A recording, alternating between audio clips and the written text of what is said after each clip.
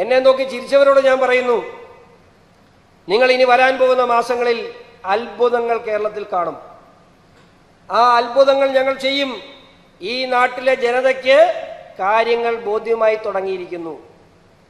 ഇവിടെ നിങ്ങൾ എന്താണ് ചെയ്യുന്നതെന്ന് നല്ല ബോധ്യം കൃത്യമായി തന്നെ ഇവിടുത്തെ സാധാരണക്കാരായ ജനങ്ങൾക്ക് ഉണ്ടായിട്ടുണ്ട്. ഏറ്റവും രസകരമായ കാര്യം, ഇന്ത്യ ഭരിക്കുന്ന രാഷ്ട്രീയ പാർട്ടിയെയും നരേന്ദ്രമോദിയെയും ഫാസിസ്റ്റ് എന്ന് വിളിക്കുന്ന ഇവർക്ക് ഇന്ത്യ വിരുദ്ധ ശക്തികളായ PFIയെയും SDP-യെയും രാജ്യവിരുദ്ധ ശക്തി എന്ന് പറയാൻ പിണറായി വിജയനും VD സതീശനും രമേശ് ചെന്നിത്തലയ്ക്കും തന്റെ ഇടമുണ്ടോ? 24 മണിക്കൂറും രാഹുൽ ഗാന്ധിയുടെ കൂടെ നടക്കുന്ന മതേതരത്വം മാത്രം പ്രസംഗിക്കുന്ന KC വേണുഗോപാലിന് SDP-യെ തീവ്രവാദ സംഘടന എന്ന് വിശേഷിപ്പിച്ചുകൊണ്ട് നിങ്ങളുടെ വോട്ടുകൾ ഞങ്ങൾക്ക് വേണ്ട എന്ന് പറയാൻ തന്റെ ഇടമുണ്ടോ? പക്ഷേ ഈ രാജ്യം ഭരിക്കുന്ന രാജ്യസ്നേഹികളുടെ രാഷ്ട്രീയ പ്രസ്ഥാനമായ BJP-യെ സംഘപരിവാർ ശക്തികളെയും രാജ്യവിരുദ്ധരാണെന്നും ഫാസിസ്റ്റ് ആണെന്നും പറയാൻ നിങ്ങൾക്ക് യാതൊരു മടിയില്ല. പാകിസ്ഥാന് സിന്ദാബാദ് വിളിക്കുന്ന, ഈ രാജ്യത്തിന്റെ മണ്ണിൽ ജിഹാദ് പ്രോത്സാഹിപ്പിക്കുന്നവരെ നിങ്ങൾക്കത് വിളിക്കാൻ തന്റെ ഇടമില്ല. ഇതും ഇന്ത്യയിൽ നടക്കുന്നതാണ്. അതിന്റെ കേന്ദ്രമായി കേരളം മാറുന്നു. നമ്മൾ വലിയ രീതിയിൽ, എനിക്ക് ഈ ഹിന്ദു മഹാസമ്മേളനത്തിൽ പങ്കെടുത്ത് സംസാരിക്കുമ്പോൾ എനിക്ക് എടുത്തു പറയാനുള്ള കാര്യം, ഹൈന്ദവ സമൂഹം വളരെയേറെ ജാഗ്രതയോട് നീങ്ങേണ്ട സമയം അതിക്രമിച്ചിരിക്കുന്നു. നമ്മൾ രാജ്യസ്നേഹത്തെക്കുറിച്ച് പ്രസംഗിക്കുമ്പോൾ നമ്മൾ അറിയാതെ നമ്മുടെ ഭരണഘടനയെ കഴിഞ്ഞ 12 വർഷക്കാലം ഇവർ ഹൈജാക്ക് ചെയ്തു. 12 വർഷക്കാലമല്ല, 1995 മുതൽ 2025 40 വർഷക്കാലം, 30 വർഷക്കാലം ഇന്ത്യൻ ഭരണഘടന ഇവർ ഹൈജാക്ക് ചെയ്ത് നമ്മൾ തിരിച്ചറിഞ്ഞത് ഇപ്പോഴാണ്. അങ്ങനെ ഈ രാജ്യത്തിന്റെ സമസ്ത മേഖലയിലും കൃത്യമായി ഇടപെടൽ നടത്തിക്കൊണ്ട് ഈ രാജ്യത്തെ നേരിട്ട് പിടിച്ചെടുക്കാൻ കഴിയില്ല എന്ന ബോധ്യത്തിന്റെ അടിസ്ഥാനത്തിൽ ഇവർ 2047 ഈ രാജ്യം പിടിച്ചെടുക്കുമെന്ന് പറഞ്ഞത് വെറും വാക്കായി നിങ്ങൾ കാണണ്ട. SDP ചുമ്മാതെ പറഞ്ഞതല്ല, അവർക്ക് കൃത്യമായ പ്ലാനും പദ്ധതിയും ഉണ്ടായിരുന്നു. ആ പ്ലാനിന്റെയും പദ്ധതിയുടെയും അടിസ്ഥാനത്തിൽ തന്നെ അവർ ഒന്നാമതായി നടപ്പിലാക്കിയതാണ് ഈ ഭരണഘടനയ്ക്ക് നേരെയുള്ള കടന്നുകയറ്റം. നമ്മൾ പോയി ഓച്ചാനിച്ച് നിന്നോണം. എവിടെയാ വഖഫ് ട്രിബ്യൂണൽ? ഈ രാജ്യത്തെ പൗരന് എല്ലാ സിവിൽ നിയമങ്ങളും അനുസരിച്ച് അവന്റെ അവകാശം, ഞാനൊരു കാര്യം, ലിമിറ്റേഷൻ ആക്ട് ബാധകമല്ല, കുടികിടപ്പ് അവകാശം ബാധകമല്ല, സിവിൽ നിയമങ്ങൾ ബാധകമല്ല. നമുക്ക് നമ്മുടെ അവകാശത്തിന് വേണ്ടി ഒരു കോടതിയെ സമീപിക്കാൻ കഴിയില്ല. വഖഫിന് നോട്ടീസ് കിട്ടിയാൽ ഈ രാജ്യത്തുണ്ടായിരുന്ന നിയമമാണ്. അതിനെ തിരുത്തുവാൻ മുൻകൈയെടുത്ത നരേന്ദ്രമോദി സർക്കാരിന് ചീത്തവിളി. ഏറ്റവും രസകരമായ കാര്യം, നമ്മുടെ ഏറ്റവും കൂടുതൽ നരേന്ദ്രമോദി ചീത്തവിളി കേൾക്കുന്ന ആർക്ക് വേണ്ടിയാണെന്നറിയാം? ഏറ്റവും അധികം നരേന്ദ്രമോദി സർക്കാർ ചീത്തവിളി കേൾക്കുന്നത് ഇസ്ലാം സ്ത്രീകൾക്ക് വേണ്ടിയാണ്. നരേന്ദ്രമോദി സർക്കാർ കൊണ്ടുവന്ന വിപ്ലവകരമായ തീരുമാനങ്ങളിൽ ഒന്ന് മുത്തലാഖ് നിരോധനം. നമ്മളെ ആരെങ്കിലും ബാധിക്കുന്ന വിഷയമാണ്? ഇവിടെ ഇരിക്കുന്ന, എൻ്റെ മുമ്പിലിരിക്കുന്ന ആരെയും ബാധിക്കുന്ന വിഷയമല്ല. ആ മുത്തലാഖ് നിരോധനം കൊണ്ട് മൃഗത്തെ പോലെ കണ്ടിരുന്ന, സമൂഹത്തിൽ നിലയും വിലയും ഇല്ലാതിരുന്ന ഏതൊരു പുരുഷനും 3 വാക്കുകൊണ്ട് കരിവേപ്പില പോലെ എടുത്തു കളയാൻ കഴിയുന്ന സ്ത്രീക്ക് ആ മുത്തലാഖ് നിരോധനം വഴി അവളുടെ അവകാശങ്ങൾ സംരക്ഷിക്കപ്പെട്ടു. ഈ രാജ്യത്ത് ആർക്ക് വേണ്ടി ചെയ്തതാ? ഇസ്ലാമുകൾ സ്ത്രീകൾക്ക് വേണ്ടി ചെയ്തതാണ്. നരേന്ദ്രമോദിക്ക് അതുകൊണ്ട് ഒരു ലാഭം ഉണ്ടായില്ല. അതിനെയും വിമർശിച്ചു, അതിനെതിരെയും പ്രകടനം നടന്നു. അവർ പ്രകടനം നടത്തുന്നത് അവർക്കെതിരെയാണ്, അവരുടെ അമ്മയ്ക്കെതിരെയാണ്, അവരുടെ പെങ്ങൾക്കെതിരെയാണ്, അവരുടെ ഭാര്യക്കെതിരെയാണ്, അവരുടെ മകൾക്കെതിരെയാണ്. എന്താണ്? പ്രാകൃതമായ ഒരു നിയമം, സ്ത്രീയെ ഭോഗവസ്തുക്കളായി മാത്രം കാണുന്ന ഒരു നിയമത്തിനെതിരെ നരേന്ദ്രമോദി ഈ രാജ്യത്ത് കൊണ്ടുവന്ന ഒരു നിയമത്തെ, അതിനെയും എതിർക്കുവാൻ കാണിക്കുന്ന തന്റെ ഇടം രാജ്യവിരുദ്ധമെന്നല്ല, കോൺസ്റ്റിറ്റ്യൂഷൻ വിരുദ്ധമാണ്, ഇന്ത്യൻ ഭരണഘടനയ്ക്ക് വിരുദ്ധമാണ് അതിനെതിരെ നടത്തിയ പ്രക്ഷോഭങ്ങൾ. നമുക്ക് ലോകരാജ്യങ്ങളെടുത്ത് പരിശോധിക്കാം. ലോകത്ത് ഏറ്റവും അധികം മുസ്ലിം സഹോദരങ്ങൾ തിങ്ങിപ്പാർക്കുന്ന രാജ്യം ഇന്തോനേഷ്യ. സൗദിയല്ല, UAE അല്ല, 2ാം സ്ഥാനത്ത് നിൽക്കുന്നത് നമ്മുടെ ഭാരതമാണ്. ഒരു കാര്യം അഭിമാനത്തോടു കൂടി പറയട്ടെ, മുസ്ലിം വിരുദ്ധരെന്ന് നിങ്ങൾ ചിത്രീകരിക്കുന്ന, മുസ്ലിം വിരുദ്ധരെന്ന് നിങ്ങൾ പറയുന്ന ഭാരതീയ ജനതാ പാർട്ടിയുടെ നേതാവ് നരേന്ദ്രമോദി ഭരിക്കുന്ന ഭാരതത്തിലാണ് ഇന്ന് ലോകത്തിൽ ഏറ്റവും സമാധാനപരമായി മുസ്ലിം സഹോദരങ്ങൾ ജീവിക്കുന്നതെന്ന് മറക്കരുത്. ഇന്ന് ഭാരതത്തിൽ നിങ്ങൾ എടുത്തു നോക്കുക. ഞാനും വിശ്വസിച്ചിട്ടുണ്ട്, ഗുജറാത്തിൽ നിന്നും ഒരു ഹൈന്ദവ ഭീകരൻ ഇന്ത്യ ഭരിക്കാൻ വരുന്നു. ആ ഹൈന്ദവ ഭീകരൻ ഇങ്ങ് വരുമ്പോൾ ഇവിടെയുള്ള ക്രൈസ്തവ ന്യൂനപക്ഷങ്ങളെയും ഇവിടെയുള്ള മുസ്ലിം ന്യൂനപക്ഷങ്ങളെയും തുരത്തി പുറത്തു ചാടിക്കും. ഇവരെല്ലാം ഈ രാജ്യത്ത് പീഡിപ്പിക്കപ്പെടും.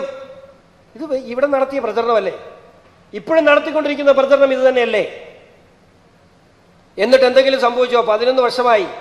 ഞാൻ അതുകൊണ്ടാണ് പറഞ്ഞത്, ചുറ്റുവട്ടമുള്ള ഇസ്ലാമിക രാജ്യങ്ങളൊന്നും പരിശോധിച്ച് നോക്കണം. പാകിസ്ഥാനാകട്ടെ, ബംഗ്ലാദേശ് ആകട്ടെ, അഫ്ഗാനിസ്ഥാൻ ആകട്ടെ, നമ്മുടെ ചുറ്റുമുള്ള രാജ്യങ്ങൾ ശരീഅത്ത് നിയമം അനുസരിച്ച് പോകുന്ന രാജ്യങ്ങളാണ്. മുസ്ലിം സഹോദരങ്ങൾ പരിശോധിക്കണം. അവിടെയാണോ ഇന്ത്യയിലാണോ നിങ്ങൾ സുരക്ഷിതരായി സമാധാനപരമായി ജീവിക്കുന്നതെന്ന് നിങ്ങൾ പരിശോധിക്കേണ്ട കാലഘട്ടം അതിക്രമിച്ചിരിക്കുന്നു. ഈ രാജ്യത്തെ സ്നേഹിക്കുന്ന നല്ലവരായ ഇസ്ലാം സഹോദരങ്ങൾ, ഈ രാജ്യത്തിന് വേണ്ടി, ഈ രാജ്യത്തോട് നിങ്ങൾ സ്നേഹിക്കുന്നെങ്കിൽ, നിങ്ങൾ ഖുറാനെ അനുസരിക്കുന്നെങ്കിൽ, നിങ്ങൾ മുഹമ്മദ് നബിയെ അനുസരിക്കുന്നെങ്കിൽ, നിങ്ങൾ ഈ രാജ്യത്തോട് ചേർന്ന് നിന്ന് ഇത്തരത്തിലുള്ള ഇസ്ലാമിക ഫാസിസ്റ്റ് സംഘടനകൾക്കെതിരെ, ഇസ്ലാമിക് സ്റ്റേറ്റ് എന്ന കൺസെപ്റ്റിനെതിരെ, പൊളിറ്റിക്കൽ ഇസ്ലാമിനെതിരെ നിങ്ങൾ പ്രതികരിക്കേണ്ട സമയം അതിക്രമിച്ചിരിക്കുന്നു.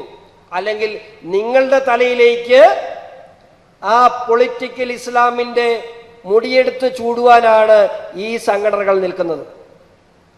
ഈ രാജ്യത്തെ സ്നേഹിക്കുന്ന നൂറുകണക്കിന് ഇസ്ലാം സഹോദരങ്ങളെ നമുക്കറിയാം. പക്ഷെ അവർക്കൊന്നും മിണ്ടാട്ടമില്ല. മിണ്ടേണ്ടത് ആരാണ്? ഇതിനെതിരെ പ്രതികരിക്കേണ്ടത് ഇവിടുത്തെ രാഷ്ട്രീയ സംഘടനകളാണ്. അവിടെ ചൂട്ട് വെച്ച് കൊടുക്കുകയാണ്, ചൂട്ട് വെച്ച് പോച്ചുകൊണ്ടിരിക്കുക. നടക്കട്ടെ, എങ്ങനെയും ആ 30% വരുന്ന വോട്ട് ഞങ്ങൾക്ക് കിട്ടണം. ആർക്കും കിട്ടാൻ പോകുന്നില്ല, അതാ മനസ്സിലാകണം. 2026 തെരഞ്ഞെടുപ്പ് കഴിഞ്ഞ് 2031 കടന്നു ചെല്ലുമ്പോൾ ഈ 30 എന്നുള്ള 35% മാറിയാൽ കോൺഗ്രസ്സുകാരാ നീ നിന്റെ വഴിക്ക് പോ, CPM-കാരാ നീ നിന്റെ വഴിക്ക് പോ, PFI ഉണ്ട്, ഞങ്ങൾ കേരളം ഭരിച്ചോളാം എന്ന് ഒറ്റയ്ക്ക് തീരുമാനിക്കും അവര്. അന്ന് മനസ്സിലാവും ഇന്ന് നിങ്ങൾ ചെയ്തതിന്റെ അപകടം എന്താണ്. പക്ഷെ ആ അപകടത്തിലേക്കൊന്നും പോകില്ല. ആ അപകടത്തെ കേരള ജനത തിരിച്ചറിഞ്ഞു കഴിഞ്ഞു. അത് വലിയ താമസമില്ലാതെ തന്നെ മുമ്പോട്ട് പോകും. നമ്മളിതിനെ എന്തുകൊണ്ട് എതിർക്കുന്നു? എന്തുകൊണ്ടാണ് ഇതിനെ എതിർത്ത് തോൽപ്പിക്കേണ്ട രാഷ്ട്രീയ സാഹചര്യമുള്ളത്? ഇന്ന് സുപ്രീം കോടതിയുടെ പരിഗണനയിൽ കേരളത്തിന്റെ OBC സംവരണത്തെ സംബന്ധിച്ച് ഒരു കേസ് നിലനിൽക്കുന്നുണ്ട്. 1992 OBC ആക്ട് 92 ആണെന്നുണ്ട് വിശ്വാസമല്ലേ സാറേ? OBC act 92. ആ ആക്ട് പ്രകാരം കേരളത്തിലെ അതർ ബാക്ക്വേർഡ് കാസ്റ്റ്, അതിനകത്ത് മുഖ്യമായി നമുക്ക് എടുത്തു പറയാൻ കഴിയുന്നത് കേരളത്തിലെ ഈഴവ സമുദായം SNDP, 2 മുസ്ലിം സമുദായം, 3 ലത്തീൻ സമുദായം. പിന്നെ അതിനെ ലിസ്റ്റ് ഇറക്കണം. 41ഓളം OBC ലിസ്റ്റഡ് ആണ്. ഈ OBC ആക്ട് പ്രകാരം 10 വർഷത്തിലൊന്ന് ജനസംഖ്യാനുപാതികമായി ഈ സംവരണ ആനുകൂല്യങ്ങൾ പുതുക്കണം. ആക്ടിലുള്ളതാണ്. നിങ്ങൾക്കറിയോ, മതേതര പാർട്ടിയായ മുസ്ലിം ലീഗിന്റെ നേതാവ് ഹാരിസ് ബീരാൻ, ഇപ്പോഴത്തെ അവരുടെ MP ആണ്. ആ ഹാരിസ് ബീരാൻ കേരളത്തിൽ അവരെ കേസ് കൊടുത്തു. സ്വാഭാവികമായിട്ട് ആക്ടിൽ എഴുതി വെച്ച കാര്യമല്ലേ ശരി പറയൂ. ശരി പറഞ്ഞു. ഡിവിഷൻ ബെഞ്ചിൽ അപ്പീൽ പോയി, ശരി പറഞ്ഞു. പിണറായി വിജയൻ സർക്കാർ ആ വിഷയത്തിൽ ഇതുവരെ തൊട്ടിട്ടില്ല. ഈ OBC സംവരണത്തിൽ ജനസംഖ്യ ആനുപാതികമായി സംവരണം നടത്തണമെന്ന് ആവശ്യപ്പെട്ടുകൊണ്ട് സുപ്രീം കോടതിയിൽ കേസ് കൊടുത്തിട്ടുള്ളത് UDFന്റെ MP ആയ ഹാരിസ് ബീരാനാണ്. എന്തു സംഭവിക്കും? ആ സുപ്രീം കോടതി വിധി വരുമ്പോൾ കേരള സംസ്ഥാനത്ത് യഥാർത്ഥ OBC ആയ ഈഴവ സമുദായത്തിനും ലത്തീൻ സമുദായത്തിന് ആവശ്യമായ, അവർക്ക് അനുകൂലമായ സംവരണം ഇസ്ലാം സമൂഹത്തിലേക്ക് പോകും. അവിടെ നമ്മൾ മനസ്സിലാക്കേണ്ട ഒരു കാര്യം, ശരിക്കും ഈ OBC സംവരണം ഉണ്ടായ കാലഘട്ടത്തിൽ പിന്നോക്കാവസ്ഥയുടെ അടിസ്ഥാനത്തിൽ ചില മാനദണ്ഡങ്ങൾക്കനുസരിച്ചാണ് OBC സംവരണം നിലവിൽ വന്നത്. ആ OBC സംവരണം നിലവിൽ വരുമ്പോൾ നമ്മുടെ ഭരണഘടനയ്ക്കും നിലവിലുള്ള സുപ്രീം കോടതി ഡിസിഷൻസിനും വിരുദ്ധമായി ജാതി സംവരണം പാടില്ല എന്ന് കൃത്യമായ വ്യവസ്ഥയുണ്ട്. ശരിക്കും മലബാറിലുള്ള മാപ്പിള, അതായത് മുസ്ലിം സമുദായത്തിൽ ഏറ്റവും പിന്നാക്കമായി നിൽക്കുന്ന മാപ്പിള എന്ന കൺസെപ്റ്റിലാണ് ശരിക്കും OBC സംവരണം നിലവിൽ വന്നത്. അത് ഞാൻ മുമ്പേ പറഞ്ഞ പോലെ ഒരു ഭരണഘടനാ ജിഹാദിന്റെ അടിസ്ഥാനത്തിൽ കാലാകാലങ്ങളായി മാറി വന്ന മുസ്ലിം ലീഗ് സർക്കാരുകൾ ന്യൂനപക്ഷ വകുപ്പുകൾ ഭരിച്ച സാഹചര്യങ്ങളിൽ അത് മൊത്തമായി മാറി. ഇപ്പം അതിനകത്ത് ഇല്ലാത്തത് പാണക്കാട്ടുകാർ തങ്ങൾക്ക് മാത്രമേ ഉള്ളൂ അതിനകത്ത് സംവരണമില്ലാത്ത, ബാക്കി എല്ലാവർക്കും സംവരണമായി. ശരിക്കും പാണക്കാട് അത് തങ്ങൾ ആവശ്യമില്ല. തങ്ങൾ പാണക്കാട് കുടുംബം ഉൾപ്പെടെയുള്ള 3-4 ചെറിയ സംഘടനകൾ, ചെറിയ വിഭാഗങ്ങൾക്ക്, മുസ്ലിം വിഭാഗങ്ങളിൽ വളരെ ചെറിയ വിഭാഗങ്ങൾക്ക് മാത്രമാണ് ഇന്ന് സംഘടന ഇല്ലാത്തത്. അപ്പോൾ OBC സംവരണത്തെ വളച്ചൊടിച്ച് അത് മതസംവരണമായി മാറ്റിയിരിക്കുന്നു. ഇപ്പൊ പറയുന്ന അനുസരിച്ച് മുസ്ലിം മതത്തിനാണ് ഇന്ന് OBC സംവരണം കൊടുത്തത്. ശരിക്കും ഭരണഘടനാ വിരുദ്ധമാണ്. ശരിക്കും ആ സംവരണത്തിന് ആനുകൂല്യമുള്ളത് മാപ്പിള സമൂഹത്തിന് മാത്രം. കാരണം ഇവർ കാസ്റ്റ് ഇല്ല. മതത്തിന്റെ അടിസ്ഥാനത്തിൽ കേരളത്തിന്റെ OBC സംവരണം വിട്ടുകൊടുത്തിരിക്കുന്നു. ഇതും വരാൻ പോകുന്ന മറ്റൊരു ജിഹാദാണ്.